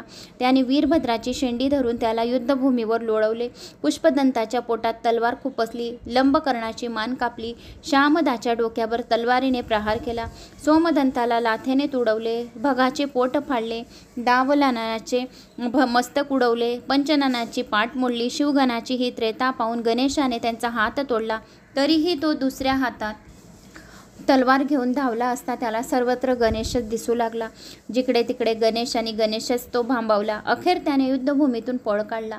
जय मिळताच सर्वांनी गणेशाची स्तुती केली. नंतर गणेश कार्तिकेय ज्या ठिकाणी मूर्छित पडला होता तेथे गेला. कार्तिकेयावरून आपला वरदहस्त फिरवला तसा तो उठून बसला. युद्धभूमीवर मरून पडलेला शिवगणांकडे गणेशाने नुसते पाहिले तर ते झोपेतून जागी झाल्यासारखे उठले. सिंधू पत्नीचा बोध पराभव होऊन घरी आलेला सिंधू दैत्याला त्याच्या पत्नीने देवांना बंदीतून सोडवण्याची विनंती केली, पण त्याने तेथेच ऐकले नाही. जखमावर उपचार करून तो परत युद्धाचा विचार करू लागला. दैत्य सैन्य पळाले. सिंधूने कलविकल करून या आपल्या मेव्हण्यांबरोबर पुष्कळ राक्षस सैन्य युद्धाला पाठवले. नंदी पुष्पदंतासह त्यांचे युद्ध सुरू झाले. नंदी राक्षस सैन्यात शिरला. त्याने आपल्या शिंगाने, पायांनी, शेपटीने हजारो राक्षस मारले. वीरभद्राने आणि कार्तिकेयने अपूर्व पराक्रम करून कलाचा प्राण घेतला. कलाने नंदाला पाशनाने बांधले होते ते सोडवले. नंतर वीरभद्राने विकलालाही ठार केले. सर्व दैत्य सैन्य रणभूमीवर सोडून पळू लागले आणि एकच हाहाकार माजला की सिंधुपुत्राचा वध करा. कला विकल मेल्याचे कळता सिंधू संतापला. त्याने धर्म, अधर्म आणि आपल्या मुलांना युद्धाला पाठवले. युद्धभूमीवर गणेशाच्या दूताबरोबर त्यांचे तुंबळ युद्ध झाले. षडानंद दैत्याच्या सैन्यात शिरला. त्याने दैत्याचा संहार केला. कार्तिकेयने 6 हातांनी धर्म आणि दुसऱ्या 6 हातांनी अधर्म अशी दोघांची शेंडी पकडून त्यांना गरागरा फिरवून जमिनीवर आपटले. धर्म अधर्माची शकले उडाली. दैत्य सैन्य पुन्हा माघारी पळाले. मुलांच्या मृत्यूने सिंधू व त्यांची पत्नी दुःखित झाले. सिंधूचा पिता चक्रपाणी म्हणाला, जगातले सर्व प्राणी शेवटी मरण पावतात. चिरंजीवी आहेत ते फक्त हनुमान, कृपाचार्य, व्यास, बिभीषण, परशुराम, अश्वत्थामा, नारद मुनी, बळीराजा जे आपल्या पुण्यकर्माने अमर आहेत, तर हे चिरंजीवी आहेत. तर हे 7 चिरंजीवीचे नावं जो कोणी सकाळ उठून घेतो या केव्हाही श्रवण पठण करतो तर त्यांना सुद्धा त्यांचे आयुष्य वाढते आणि सर्व पापे जळून भस्म होतात. सर्व पापांचा नाश होतो. या 7 जणांचे नाव रोज घ्यायला पाहिजे. बाकी सर्व मरणारच. तेव्हा तू गणेशाला शरण जा. तेव्हा देवांना बंद मुक्त कर. पण पित्याच्या या उद्देशाकडे सिंधूने दुर्लक्ष केले आणि काहीही न बोलता तो घोड्यावर आरूढ होऊन युद्धभूमीवर आला. कार्तिकेयने गणेश सैन्याचे सेनापती पद स्वीकारले. सिंधू सैन्यावर बाणाचा वर्षाव केला. पुष्कळ राक्षसांचा नाश केला. सिंधूने अग्निअस्त्र सोडले. सर्वत्र अग्निज्वाळा निर्माण झाल्या. त्यावेळी गजाननाने प्रलयास्त्र सोडले. आपल्या परशुवर कृतांतांचा प्रयोग करून एक पुरुष निर्माण केला. त्याने अग्नी गिळून टाकला. राक्षसाचा संहार केला. आता मात्र त्या कालपुरुषापुढे सिंधूचे काहीच चालेना आणि तो पळून गेला. दुसऱ्या दिवशी सिंधूचा वध करण्यासाठी गजाननाने प्रतिज्ञा केली. गंडकी नगरीतच महाकाय रूपे धारण करून धुमाकळा घालायला नंदी, भृगी, वीरभद्र आणि धृतराज यांनी सुरुवात केली. त्यावेळी सिंधूची पत्नी दुर्गा त्याला म्हणाली, बस झाले नाथ, आता तरी विचार करा आणि गणेशाला शरण जा. तेवढ्यात दैत्यांचे सेवक आले. त्यांनी सांगितले, गणांनी मुख्य सभा मंडपाचा नाश केला आहे. हे ऐकताच सिंधू संतापून युद्धभूमीवर आला. आता गणेशाचे आणि सिंधूचे समोरासमोर युद्ध झाले. रक्ताचे पाठ वाहू लागले. कोणाचे जय होत नव्हता. बाणांचा पाऊस पडत होता. शेवटी चवताळून सिंधू गणेशावर धावला. त्यावेळी गजाननाने ब्रह्मांड व्यापक विराट रूप घेतले. मस्तक आकाशाला भेटून गेलेले, पाताळातच रोवलेले दोन्ही डोळे तेजस्वी सूर्यासारखे लखलखात होते. शरीर हिमालय पर्वतासारखे होते. पसरलेले ते विराट रूप पाहून सिंधू मूर्छित झाला, सावध झाला. तेव्हा त्याला आठवले ते सूर्याचे बोल, सिंधू राजा जो गगनापर्यंत आपले मस्तक उंच नेईल त्याचाच हातून त्याला मुक्ती मिळेल. त्या वराची आठवण होताच सिंधू गणेशावर धावून गेला. गणेशाने सौम्य रूप घेतले आणि मयुरावरून तो उतरला. परशुने बरोबर सिंधूच्या नाभीचा छेद घेत त्याचे पोट चिरले. भडाभडा रक्त वाहू लागले. अमृताचा संचय बाहेर गेला. सिंधू कोसळला. त्याचा प्राण गेला. सर्व गणांनी जयघोष केला. देवांनी गणेशावर पुष्पवृष्टी करत स्तुती सुरू केली. ती अशी, गणेश हा परब्रह्म, चितानंद, ईश, मयुरेश, साध्य, परमात्मा, अगेत्म रूपाचा मनोकामना पूर्ण करणारा आहे. भक्तांचे रक्षण करणारा, शत्रूंपासून सावध करणारा देव त्याची स्तुती करत होते. सर्व विघ्ननाशक स्तोत्र या स्तुतीस नाव पडले. जो कोणी हे सर्व विघ्ननाशक स्तोत्र पठण श्रवण करतो त्याला सर्व विद्यांची प्राप्ती होते आणि शुभ आशीर्वाद गणपतीचा लाभतो, असे सर्व देवांनी सांगितलं. सिंधूचा पिता चक्रपाणी, माता उषा, पत्नी दुर्गा सारेच आक्रोश करीतच रणभूमीवर धावले. मग चक्रपाणीने बेल आणि चंदनाची लाकडे आणून त्याची चिता रचली. सिंधू पत्नी दुर्गा सती गेली. चक्रपाणीने चितेला अग्नी लावला. नंतर चक्रपाणीने गणेशाची मनपूर्वक स्तुती केली. ते ऐकून गणेश संतुष्ट झाला. तेव्हा चक्रपाणी गणेशाला म्हणाला, एकदा तू आमच्या घरी ये. हे ऐकून गणेशच त्या क्षणी मयुरावर आरूढ होऊन गंडकी नगरात आला. गणेशाला राजसभेत आता बसून चक्रपाणीने त्याचे पूजन केले. तेवढ्यात मोठा आवाज आला. सर्वजण गणेशाकडे पाहू लागले. तेव्हा सर्वांना गणेशाच्या जागी पंचायतन दिसू लागले. गणपती, शंकर, सूर्य, विष्णू, देवी ही पंचमुखी मूर्ती सिंहासनावर बसली यांना पंचायतन असे म्हणतात. गजाननाचे परब्रह्म स्वरूप पाहून सर्वजण थक्क झाले आणि सर्वांनी मनोभावे गजाननाची पूजा केली. तेवढ्यात नारद मुनी ब्रह्मदेवाला म्हणाले, सिद्धी आणि बुद्धी दोन्ही कन्येचा विवाह गणेशाने लावावा. ते ऐकून सर्व देव आम्हाला तुमच्या कन्या द्या असे म्हणू लागले. आणि तेव्हा ब्रह्मदेवाने सिद्धी आणि बुद्धीचे स्वयंवर असले. त्यांनी पती निवडण्याची आज्ञा केली. त्यांनी सरळ गणेशाच्याच गळ्यात माळ घातली. नंतर ब्रह्मदेवाने त्या दोघींचा विवाह गणेशाबरोबर थाटात लावून दिला. सिद्धिबुद्धी या आपल्या दोन्ही पत्नी समेत सर्व गणांसह शंकराच्या आश्रमात आले. तेथे विशाल सुंदर नगर निर्माण केले. पूर्वेकडे रतिमंदनाची स्थापना करून माजरी देवीला स्थान दिले. दक्षिणेला ईश्वर पार्वतीची स्थापना केली. त्यांच्याजवळ गिरिजा देवीला स्थान दिले. पश्चिमेला वराह आणि धरणी यांना जागा दिली आणि तेथे आश्रया नामक देवीची स्थापना केली. इतर दिशांना विष्णूला स्थान देऊन मुक्ती देवीची स्थापना केली. गजाननाच्या इच्छेने गणेशपुरीत 33 कोटी देव येऊन राहिले, म्हणून तेथील यात्रा विधीपूर्वक केली असता सर्व इच्छा पूर्ण होतील असा वर दिला. पुष्कळ वर्ष गणेश नगरात राहिल्यानंतर एक दिवस आपल्या सर्व आप्तश्रेयी आणि ब्रह्मा, विष्णू, महेश यांना जवळ बोलावून गणेश म्हणाला, देवांनो, सिंधू राक्षसाचा अंत करण्यासाठीच मी अवतार धारण केला होता. माझे अवतार कार्य संपले आहे. मला निजधामाला जाण्याची आज्ञा आपण द्यावी. या पृथ्वीवरील अधर्माचा आता नाश झाला आहे. हे ऐकून सर्वांना खूप दुःख झाले. पार्वती पुत्र प्रेमाने विहल झाली आणि म्हणाली, नको रे जाऊ सिंदुरा. तेव्हा गजानन तिला म्हणाला, माते शोक करू नको. सिंदूर दैत्याचा वध करण्यासाठी मी पुन्हा तुझ्या पोटी जन्म घेईल. 12 हस्त कार्तिकेने गणेशाला आलिंगन दिले. त्या गजाननाने आपले मयूर त्याला भेट केला आणि त्याचे नाव मयुरेश्वर असे ठेवले. शेवटी सर्व देवांना माझे स्मरण करतात तुमच्या सर्व संकटांचा मी नाश करेन असा वर देऊन गजाननाने आपले अवतार कार्य संपवले. ब्रह्मदेव व्यासांना सांगतात, असे हे मयुरेश्वराचे चरित्र तुला कथन केले आहे. जो कोणी या मयुरेश्वराचे चरित्र ऐकतो, पठन करतो, श्रवण करतो, त्या ऐकणाऱ्याला दीर्घायुष्य, धन, धान्य आणि कीर्तीची प्राप्ती होते. यश, कीर्ती मिळते. जे जिथे जातात तिथे त्यांना विजय मिळतो. त्यांच्या मुलाबाळांची प्रगती होते. त्यांच्या मुलांच्या ज्या इच्छा असतील त्या पूर्ण होतात. त्यांची सर्व इच्छा पूर्ती होते. असे चरित्र ऐकणाऱ्याच्या प्रत्येकाचा उद्धार होतो, मग तो गरीब असो की श्रीमंत असो.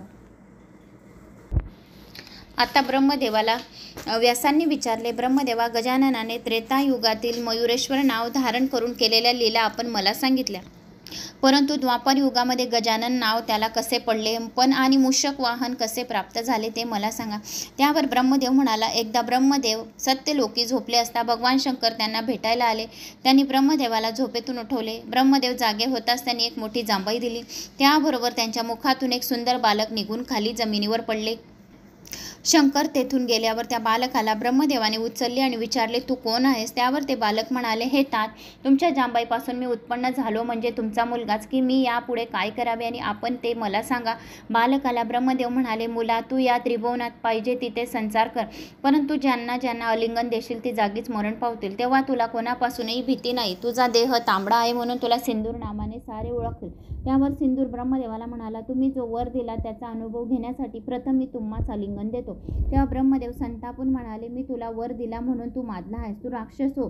आता तुझा अंत गजानन करेल. एवढे बोलून ब्रह्मदेव भयभीत होऊन विष्णू लोकी चालले गेले. सत्यलोकातून ब्रह्मदेव विष्णूकडे आले. सिंदूरही त्यांच्या पाठोपाठ तेथे आला. तुझ्याशी युद्ध करायला फक्त महादेव शंकरच योग्य आहे. तू असं कर, कैलासावर जा, शंकराशी युद्ध कर. हे ऐकून सिंदूर विष्णू लोकातून कैलासावर आला. त्या ठिकाणी शंकर ध्यानस्थ बसले होते. त्यांच्या शेजारीच पार्वती माता बसली होती. पार्वतीला पाहून सिंदूर तिच्यावर भाळला आणि तिला घेऊन पळून जाऊ लागला. त्यावेळी पार्वती गजाननाचा धावा जप करू लागली. गजानन ब्राह्मण रूपात येऊन तेथे आला. शंकरही ध्यानातून जागे होऊन गेले. तेव्हा सिंदूर राक्षस शंकराला म्हणाला, ए गोसावड्या, ही सुंदर नारी तुला शोभत नाही. शंकराला राग आला. तो त्या राक्षसाशी युद्ध करू लागला. तितक्यात ब्राह्मण रूपातील गजानन युद्ध करू लागला. तितक्यात गजानन बोलला, बाबांनो, तुमच्या दोघांच्या भांडणात या गरीब बिचाऱ्या स्त्रीचा हाल कशाला करत आहे? तुमचे युद्ध चालू असेपर्यंत या स्त्रीला माझ्याकडे द्या. युद्धात ज्याचा जय होईल त्याला मी ही स्त्री देईन. हे ऐकून सिंदुराने पार्वतीला ब्राह्मणरूपी गजाननाजवळ दिले आणि तो आपले दंड सावरून शंकराला आलिंगन देण्यासाठी पुढे जाऊ लागला. त्याबरोबर गजाननाने नकळत त्याच्यावर परशु फेकला आणि शंकराने आपला त्रिशूळ त्याच्या छातीवर फेकला त्यामुळे त्याच्या छातीतून भळाभळा रक्त वाहू लागले. खूप वेदना झाल्या. वेदनेने तो ओरडू लागला. त्याच्यावर गजानन म्हणाला, तू हारलास. आता ही स्त्री मी शंकराला देतो. त्यावर तो सिंदूर राक्षस खिन्न झाला, आतून निघून गेला आणि त्यावर गजानन आपले रूप प्रकट करून पार्वती मातेला म्हणाला, माता, मी द्वापार युगात तुला दर्शन देईन असे म्हटले, त्यानुसार मी ते वचन लवकरच खरं पूर्ण करणार आहे आणि तुझ्या पोटी पुन्हा जन्म घेणार आहे. गजाननांचा आता देवांना काय वर दिला. सिंदूर राक्षस कैलास पर्वतावरून पृथ्वीवर आला. तेथील सर्व देवांना त्रास देऊ लागला. सर्व देव त्याच्या त्रासाला घाबरले. तेव्हा बृहस्पतीने त्यांना गजाननास शरण जा असे सांगितले. तेव्हा सर्व देवांनी गजाननाची स्तुती केली. त्या स्तुतीमुळे गजानन संतुष्ट झाले आणि तेजपुंज रूपात तो देवापुढे प्रकटला आणि म्हणाला, देवांनो, घाबरू नका. मी लवकरच पार्वतीच्या पोटी जन्म घेऊन सिंदूर राक्षसाचा वध करेन. गजानन गुप्त झाला आणि पार्वतीच्या पोटात गर्भ राहिला. तिला सुंदर अरण्यात राहण्याचे डोहाळे लागले. तेव्हा एका मनमोहक उपवनात पार्वतीसह शंकर राहू लागले. त्या ठिकाणी अनेक देवही येऊन राहू लागले. 9 महिने भरताच पार्वती प्रस्तुत झाली. तिला तोंडावर एक सोंड, 4 हात व डोक्यावर चंद्र धारण केलेला मुलगा झाला. भगवान शंकर आनंदित झाले. ते म्हणाले, पार्वती, हा प्रत्यक्ष परमात्माच तुझ्या दारी आला आहे, उदरी आला आहे. हा सिंदूर दैत्यांचा वध करणार. त्यावर ते बालक म्हणाले, तात, तुम्ही म्हणता ते सत्य आहे, पण सिंदुराच्या वधाबरोबर मला बरंच काही करायचं आहे.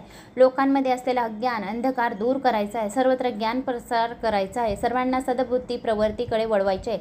त्याकरता मला माझा परमभक्त वरेण राजाला ज्ञानाचा उपदेश करायचा आहे. त्याच्या स्त्रीने 12 वर्ष माझी अंतःकरणपूर्वक भक्ती केली आहे. तिच्या घरी मी बाळ रूपाने राहणार आहे, कारण तिने जन्म दिलेल्या बाळाला राक्षसांनी पळवून नेले आहे. तेव्हा ती शुद्धीवर येण्याआधी मला तिच्या कुशीत नेऊन ठेवा. नूतन बालकाचे बोलणे ऐकून शंकराने नंदीला तात्काळ त्या बालकाला आकाशमार्गाने नेण्याची आज्ञा केली. नंदीने त्या बालकाला वैरण्य राजाच्या पुष्पावती राणीच्या मंचकीवर नेऊन झोपवले. वैरण्य राजाकडून आल्यावर तो राजाला म्हणाला, बालकाला घेऊन जाताना बालभक्षक राक्षसीन भेटली. मी तिला माझ्या शेपटीने आवडले आणि घराघरा फिरून पर्वतावर भिरकावले. पुढे गेल्यावर मला गंधर्व आडवे आले. त्यांना तर मी शिंगाने, शेपटीने, श्वासाने पडवून लावले. काम असाध्य करून मी तुमच्याकडे आलो आहे. त्याच्या बोलण्यावरून शंकराने त्याला महापराक्रमी म्हणून संबोधले. एक दिवस स्वतःचेच वैभव पाहून सिंदूर दैत्य मनात म्हणाला, माझ्यासारखा शूर आणि सामर्थ्यवीर पृथ्वीवर कोणीच नसेल. माझ्या सामर्थ्याला आव्हान देणारा कोणीही नाही. त्यामुळे माझे शूरत्व निष्फळ ठरत आहे. तेवढ्यात आकाशवाणी झाली, सिंदुरा, उगीच अभिमान करू नकोस. तुझ्या प्रतिस्पर्धेसाठी पार्वतीच्या पोटी जन्माला आलेला बालक तुझा लवकरच नाश करेल. हे ऐकून सिंदूर पळतच कैलासावर आला आणि त्याने सुतिका गृहात पाहिले, पण त्याला तिथे एकही बालक दिसले नाही. म्हणून तो पार्वतीच्या ईर्ष्येने पुढे सरसावला. पण अचानक तेथे गणेश प्रकट झाला. पार्वतीला मारायचा विचार सोडून सिंदुराने पार्वतीसह गजाननाला समुद्रात बुडवण्याचे ठरवले. त्या दोघांना घेऊन तो निघाला. इतक्यात गजाननाने आपले वजन वाढवले. ते इतके वाढवले की सिंदुराला पेलवेना. गजाननाला नर्मदा नदीत टाकले आणि त्या नदीमधून एक कालपुरुष आला व म्हणाला, सिंदुरा, तुझा वध करणारा मी नाही, तो तर दुसऱ्या ठिकाणी वाढत आहे. एवढे बोलून कालपुरुष गुप्त झाला. सिंदूर पार्वतीला तेथेच सोडून आपल्या घराकडे निघून गेला. नर्मदेत ज्या ठिकाणी त्या बालकाला सिंदूर दैत्याने टाकले त्या कुंडाला आता गणेश कुंड असे नाव पडण्यात आले. जो कोणी या गणेश कुंडामध्ये स्नान वगैरे करतो त्याची सर्व पापे जळून भस्म होतात, त्याच्या सर्व इच्छा पूर्ण होतात.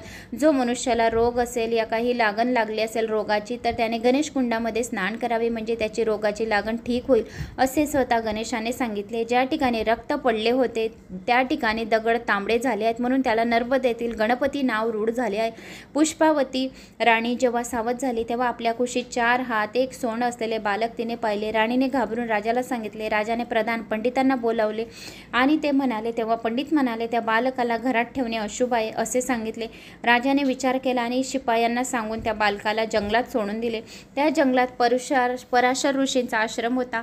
त्या बालकाचे रडणे ऐकून ऋषी तेथे गेले. आपल्याला पुत्र नसल्याने देवांनीच आपल्याला हे दिले असा विचार करत असतानाच त्यांना ज्ञानवृष्टी मिळाली. त्यांना त्यामुळे समजले की हे विचित्र बालक परमेश्वराचा अवतार आहे.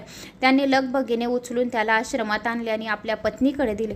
तिने त्याला प्रेमाने आपल्या हृदयाशी लावले. तिला तात्काळ पाणा फुटला. बालकाला त्याने स्तनपान करवले. इंद्रासभा भरलीच होती. चालताना क्रोंच गंधर्वाची लाथ चुकून वामदेवाला लागली. वामदेव ऋषींना लागली. संतापून त्यांनी तू भयंकर असा मूषक होशील म्हणून गणेशाचे वाहन उंदीर कसा झालाय त्याची कथा आहे तर मूषक असा होशील असा त्याला शाप दिला. तो गंधर्व तात्काळ मूषक होऊन पराशराच्या आश्रमाजवळ येऊन पडला. मूषक स्वभावानुसार त्याने आश्रमातील धान्यांची नासधूस करण्याची सुरुवात केली. ते पाहून गणेशाने आपला पाश त्या मूषकावर टाकला. मूषक ओरडू लागला, गणेशाची प्रार्थना करू लागला. हे बघून गजानन त्या मूषकाला म्हणाला, तू हवा तो वर मागून घे. त्यावर तो मूषक म्हणाला, मला तुमच्याकडून कोणताच वर नको. तेव्हा गणेश म्हणाला, मग असं कर, तू माझे वाहन हो. आणि गणेश त्या मूषकावर आरूढ झाला. त्याच्या भाराने तो मूषक आनंदित राहू लागला. तेव्हापासून उंदीर हे गणेशाचे वाहन झाले आहे. व्यासाला ब्रह्मदेव म्हणाले, क्रोंच गंधर्वाचा मूषक झाला. मी तुला त्याची अजून एक वेगळी गोष्ट सांगतो. सोबरी नावाचा ऋषी होऊन गेला. त्याची पत्नीचे मनोदयी अत्यंत सुंदर होती. एक दिवस ती वनात गेली असता क्रोंच गंधर्व तेथे आला.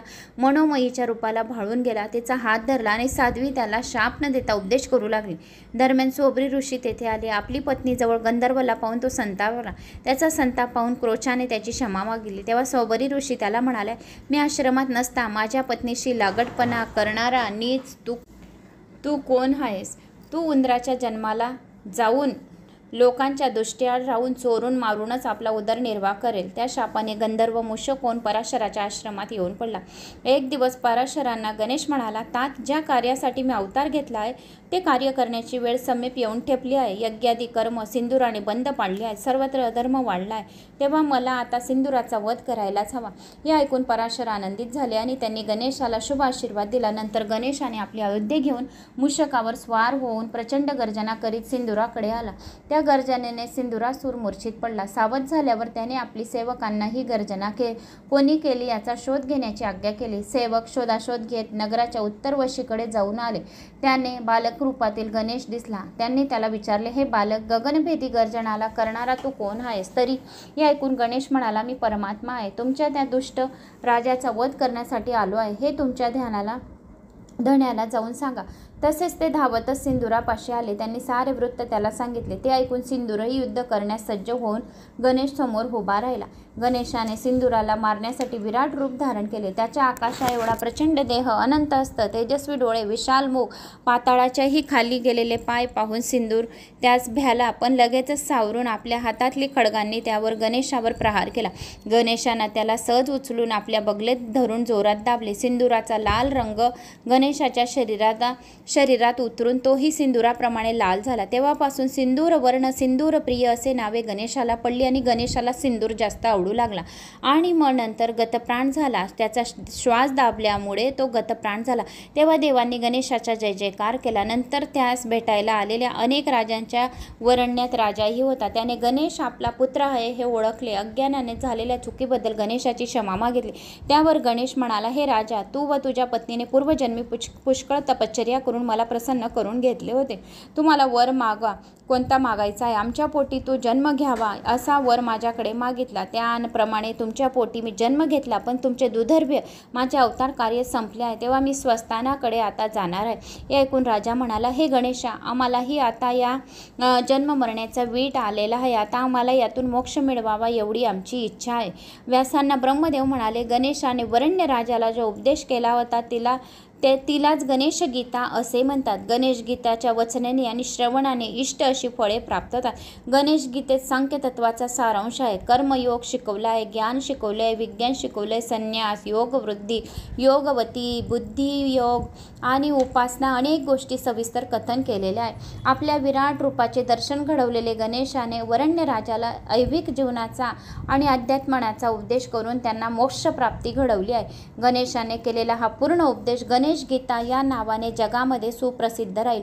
आता गणेशाचे अवतार. व्यास म्हणतात, हे ब्रह्मदेवा, कोणी म्हणतं गणेशाने वरण्य राजाच्या घरी अवतार धारण केला, तेथेच त्याला हत्तीचे मस्तक प्राप्त झाले. आता आपण म्हणता की त्याने पार्वतीच्या पोटी जन्म घेतला, हे कसे? ब्रह्मदेव म्हणाले, व्यासा, गणेशाची लीला अगाध आहे. त्याची लीला करणे शक्य नाही आणि शक्य नसल्यामुळे त्याचे चरित्रही पुष्कळ आहेत. मंत्रशास्त्रांमध्ये त्याचे ध्यान अनेक प्रकारे वर्णन केले गेले आहे. अनेक पुराणांमध्ये अनेक प्रकारच्या त्याच्या गणेशाच्या कथा कालानुरूप वर्णिलेल्या आहे. म्हणून त्याच्या वेगवेगळ्या लीला संबंधी संशय घेण्याचे कारण नाही. आता यापुढे कलयुगात जेव्हा लोक आपल्या आचारापासून भ्रष्ट होतील, यज्ञादी कर्म बंद झाल्याने देव गणेशाला शरण जातील, तेव्हा गणेश धूम्रवर्णू या नावाने अवतार धारण करेल. तो निळ्या घोड्यावर आरूढ होईल आणि हाती तलवार घेऊन आपल्या प्रभावाने सैन्य करेल. स्वपराक्रमाने दुष्टांचा नाश करेल आणि नंतर गिरिकंदरी वास करणाऱ्या संत पुरुषांना आणून तो ही भूमी दान करेल आणि मग कृतयुगाला प्रारंभ करेल. गणेश पुराणाचा व्यासांना गणेशाचा आशीर्वाद आता कसा लाभला? गणेश पुराण सांगून ब्रह्मदेव व्यासांना म्हणाले, आता तू गणेशाची तपश्चर्या कर. त्याप्रमाणे व्यासांनी 12 वर्षापर्यंत गणेशाची तपश्चर्या केली. त्याची ही तपश्चर्या पाहून प्रसन्न होऊन गणेश सगुण रूपाने प्रकट झाले. भृगु सोमकांताला म्हणाले, गणेशाचे ते कोटी सूर्यावत तेजस्वी रूप पाहून व्यास भयभीत झाले. ते गणेशाला जाणवले. तेव्हा तो म्हणाला, तू रात्रंदिवस माझी आराधना करीत आहेस, म्हणून मी तुला वर देण्यासाठी आलो आहे. तुझ्या मनातील भ्रांती नष्ट होऊन माझे तुला प्रत्यक्ष ज्ञान होईल. आजपासून नारायण असे सन्मानदर्शक नाव तुला प्राप्त होईल. तू 18 पुराणे व उपपुराणे निर्माण करशील. एवढे सांगून गणेशाने व्यासाच्या उदरात प्रवेश केला. मग व्यासांनी गणेशाचे एक मोहक मंदिर बांधले. त्यात गणेशाच्या रत्नखचित मूर्तीची स्थापना केली. पुढे गणेशाने ब्रह्मदेवाच्या मुखाने श्रवण केलेले श्री गणेश पुराण वैश्यपायनाला सांगितले.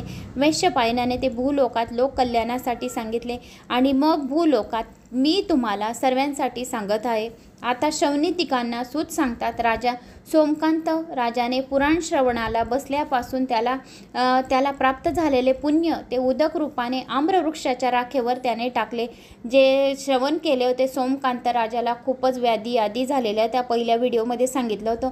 हा शेवटचा व्हिडिओ आहे. आता फलश्रुती आहे. तर मग गणेश पुराणात जसं तुमचं श्रवण झालं, माझं जसं पठण झालं, तसं सोमकांत राजाचं बी हे गणेश पुराण आखरी भाग म्हणजे पठण श्रवण केल्यानंतर त्यांनी त्यांचं पुण्याचा जो आम्रवृक्षाच्या राखेवर मी तुम्हाला 2 अगरबत्त्या लावलेल्या आहे, त्याची रक्षा जमा करायला सांगितली होती. तर मग तसे त्याने ते आपलं गणेश पुराण वाचलेलं पुण्य त्या आंब्याच्या झाडाच्या राखेवर टाकताच बरोबर आंब्याचं झाड पुन्हा सजीव झालं, हिरवगार टवटवीत झालं. असे हे गणेश पुराणाच्या कथा आहेत की आपण ऐकले म्हणजे आपले जीवन हरभर होईल, आपल्या मुलांची प्रगती होईल. तसेच सोमकांतीची कुष्ठही नाहीसे झाले होते. त्याचा देह सुवर्णासारखा तेजस्वी झाला. हे पाहून तेथे जमलेले लोक आश्चर्यचकित झाले. त्यांनी भृगूंनी त्याला घरी जाण्याची अनुमती दिली. यावर सोमकांत भृगूस म्हणाला, हे मुनिवर्य, तुझ्या तपाचे व गणेश पुराण श्रवण करण्याचे सामर्थ्य अद्भुत आहे. जो खूप भाग्यवान आहे त्याला जे गणेश पुराण श्रवण करायला मिळतं. सहजासहजी गणेश पुराण कोणाला श्रवण करायला मिळत नाही. ज्याच्या पदरी खूप काही जन्माचं पुण्य आहे त्याच्यापर्यंतच हे गणेश पुराण पोहोचेल. तू माझा उद्धार केलास म्हणून तू माझा पिता आहेस. आता मला राज्याधिकांची इच्छा नाही. इतक्यात आकाशात मंजूळ घंटानाद ऐकून आला आणि एक तेजस्वी विमान मुनींच्या आश्रमात येऊन उतरले. विमानातून गणेशदूत खाली उतरले. सोमकांतास म्हणाले, तुझ्या भक्तीने संतुष्ट होऊन गणेशाने तुला गणेश लोकी आणण्यासाठी हे विमान पाठवले आहे. तू आमच्याबरोबर चल आणि नित्य गणेश दर्शनाचा लाभ घे. यावर सोमकांत त्यांना म्हणाला, गणेशाने मजवर आपला सहवास लाभ देण्याची कृपा केली. मी धन्य झालो आहे. नंतर त्याने भृगूंना नमस्कार केला आणि गणेश लोकी परवानगी मागितली. तेव्हा भृगूंनी त्याला शुभ आशीर्वाद देऊन मला विसरू नकोस असे सांगितले. त्यानंतर सोमकांताने त्या दिव्य विमानाला 3 प्रदक्षिणा घालून भृगूंना वंदन करून पत्नीसह विमानात जाऊन बसला. देवदूतांनी विमान गणेश लोकाच्या दिशेने नेले. सोमकांताचे विमान त्याच्या नगरीवरून जाऊ लागले. तेव्हा त्या पती पत्नींना आपल्या पुत्राची आठवण झाली. सुधर्मा सोमकांतास म्हणाली, नाथ, आपला पुत्र हेमकंठ आपली वाट पाहत असेल, त्याला आपण एकदा भेटूया. ते ऐकून सोमकांताने दूतांना विमान खाली उतरवण्यास सांगितले. दूतांनी विमान त्या राजवाड्याजवळ उतरवले. द्वापारांनी ही वार्ता हेमकंठात जाऊन सांगितली. ती ऐकून पित्याच्या दर्शनासाठी हेमकंठ लगबगीने विमानाजवळ आला. हेमकंठ विमानापाशी आला व आपल्या मात्या पित्यांना नमस्कार केला. सोमकांताने त्याला जवळ घेऊन आलिंगन दिले. गणेश पुराण श्रवणाचा महिमा कथन केला. नंतर तो परत गणेश लोकी जाण्यास निघाला आणि मग त्याला दिव्य आशीर्वाद दिले आणि हेमकंठ त्याची सर्व प्रजा सोमकांताच्या वियोगाने रडू लागली. आम्हाला सोडून तुम्ही जाऊ नका असे राजा राणीला विनवू लागले. तेव्हा राजाने पुत्राचे आणि प्रजेचे आपल्यावरील प्रेम उदक सोडून गणेश पुराण श्रवणाचे पुण्य त्यांना अर्पण केले आणि त्यावेळी निष्पाप झालेल्या हेमकंठाने प्रजाननांसह गणेश नावाचा जयघोष केला. त्यांनी सोमकांताला अत्यानंदाने निरोप दिला. मग सोमकांताने पत्नीसह विमानात जाऊन बसला. क्षणात विमान आकाशाकडे झेपवले. विमान काशी क्षेत्रावरून जात होते. तेव्हा गणेशदूत सोमकांताला सांगू लागले, या क्षेत्री दुर्वा विनायक, अर्क विनायक, भीम विनायक, चंडी विनायक, देली गणपती अशी अनेक गणेश देवालय असून या नावाचे स्मरणसुद्धा केले. देवालय तर आहेतच, पण नुसते श्रवण पठन केले, स्मरण केले तरी सर्व विघ्नाचा नाश पावतात. ही नावे घेऊन दुर्वा, तीळ, तांदूळ, शमीपत्रांनी गणेश पूजन केले असता असाध्य ते साध्य होते. दीर्घायुष्य, आरोग्य प्राप्त होते. होते. काशी क्षेत्रात स्नान केल्याचे पुण्यफळाची प्राप्ती होते आणि गजानन महात्म्य श्रवण करीत करीत सोमकांत गणेश लोकात निघून गेला. आता गणेश पुराणाचे पुण्यफळ शौनिकादी ऋषींना सूत सांगतात की हे गणेश पुराण वारंवार श्रवण केल्याने मनुष्य जीवनमुक्त होतो. भाद्रपद शुक्ल चतुर्थीच्या दिवशी मातीची गणेश मूर्ती करून तिची पूजा करावी. तिच्या पुढे हे गणेश पुराण वाचावे म्हणजे गणेश लवकर प्रसन्न होतो, सर्व इच्छा कामना पूर्ण होतात. नंतर शौनिकादी ऋषी सुतांना म्हणाले, एकदा एका मुखाला लोमेश ऋषी ब्रह्मदेवाकडे गेले होते. त्यांनी ब्रह्मदेवाच्या मुखातून हे गणेश पुराण ऐकण्याची इच्छा प्रकट केली. तेव्हा ब्रह्मदेवाने हे पुराण लोमेशला सांगितले आणि त्या मुख्याने भक्तीने ते श्रवण केले. त्याबरोबर त्या मुख्यास वाचा आली आणि येऊन बृहस्पतीप्रमाणे बोलू लागला. पुढे हा मुका इश्वाशू कुलामधील एका राजाकडे गेला. त्या राजास मुळीच संतती नाही असे पाहून त्याने पुराण त्या राजास ऐकवले. गणेश कृपेने राजाला पुत्रप्राप्ती झाली. राजाच्या भगिनीला संतती नव्हती, तिलाही गणेश पुराण श्रवण करवले तर तिला पुत्रप्राप्ती झाली. सगळ्याच्या पुत्रापैकी एक पुत्र लंगडा होता. त्याने लोमेश ऋषीच्या मुखातून गणेश पुराण ऐकले तर पंगुपणा नाहीसा झाला. सूत म्हणतात 18 पुराणांचे श्रवणाने जे पुण्य प्राप्त होते ते फक्त गणेश पुराणाच्या गणेश पुराणाच्या श्रवणाने 18 पुराणांचे पुण्य प्राप्त होते. या गणेश पुराणाच्या सांगण्याने वक्ता आणि श्रवणामुळे श्रोता दोघंही पापमुक्त होतात, संसारातून तरून जातात. त्यांना धन धान्य यश कीर्ती मान सन्मान प्राप्त होतो, सर्व सिद्धी प्राप्त होतात. त्यांच्या मुलाबाळांच्या सर्व इच्छा कामना पूर्ण होतात, अखंड सौभाग्याची प्राप्ती होते. असे हे गणेश पुराण अत्यंत महात्म्य होते आणि अत्यंत पवित्र गणेश पुराण. खूप भाग्यवान लोक हे गणेश पुराण ऐकतात. तर मित्रांनो, इथे हे गणेश पुराण आपलं समाप्त झालेलं आहे. तर मला अशी आशा आहे की तुम्हाला माझं हे गणेश पुराण आवडलं असेल. आवडल्यास एक लाईक करा, चॅनलला सबस्क्राईब करा. कुठून कोणत्या गावात तुम्ही माझा हा व्हिडिओ ऐकत आहोत आपल्या गावाची कमेंट्स नक्की करा. बऱ्याच काही गावांच्या तुमच्या कमेंट्स येत आहेत, जशा येत आहेत तशाच चालू द्या आणि माझा आत्मविश्वास वाढवा. शालिनी भक्तिसागर कथा हे पण माझंच चॅनल आहे, त्या चॅनलला बी सबस्क्राईब करा. जय श्री गणेश.